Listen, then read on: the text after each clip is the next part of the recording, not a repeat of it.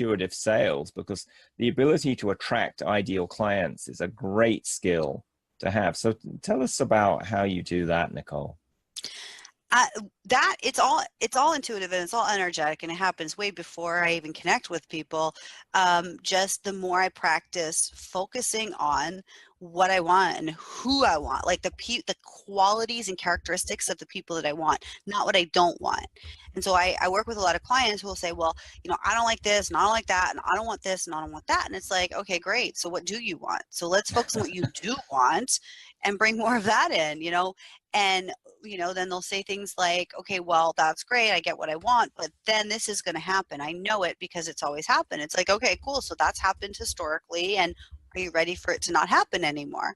Let's focus on what could happen instead. What do you want? What do you want? What do you want? And it's a process. I mean, I do it to myself, and before we hit record, I told you, like, I've just gone through this with hiring. I went, wait a minute, why am I not doing this? I'm still internally going, but I know this is what's going to happen. I'm like, no, Nicole, self-talk. It's not going to happen that way. It doesn't have to happen that way. You know this. So why do you keep expecting the bottom to fall out? So when it comes to sales, I always was saying, like, I'm not a good salesperson. I'm a great marketer. I'm a great relationship person, but I'm not a good salesperson.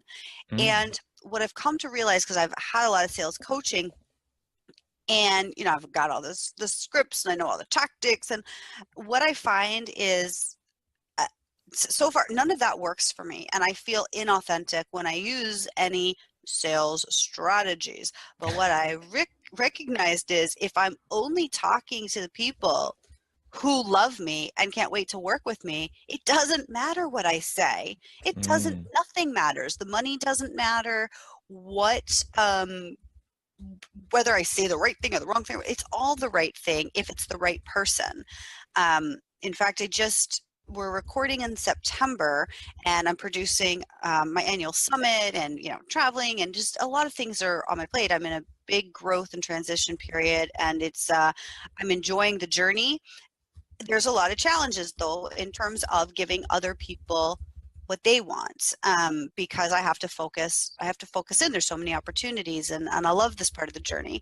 At the same time, I recognized that one of the things that I had to say no to, and this was, gosh, at the end of July, beginning of August, I can't take on any more clients. I just can't. And I will be able to once I have my infrastructure in place and I have my things handled. But when I work with, when I say clients, I mean booking clients. When I work with people, I go above and beyond. I treat their business like it was my own. And so I knew I can't spread myself any thinner. And so I had met with a business owner back in June, maybe May, June, and they were preparing for their live event. They had a lot on the go. They were writing a book, all this stuff, right? And they said, okay, well, we want to work with you, but not until we're done. Okay, no problem. But like, my life goes on too, right? And so I got an email about a week ago from her saying, okay, our live event is done. We're like coming down. We're excited. We can't wait to work with you. Let's get us booked on podcasts.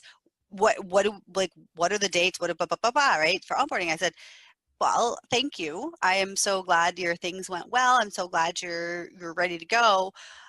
My calendar right now, the soonest that I can get you in for onboarding is beginning of December. Now, again, we're recording right now in September. So this was like beginning of September, she wrote me. And I thought, okay, well, that's that. Well, she just wrote me back actually yesterday. I haven't even read the full email. I just saw it, like, the beginning of it come through my inbox. And it said, actually, that's perfect. That'll work out great for us. So I'm like, great.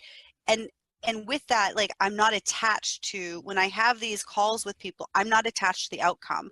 I don't think like, oh, I want the sale, I want the sale. No, it's like, here's what I have to offer. And if they're the right person, they're going to work to get me to work for them.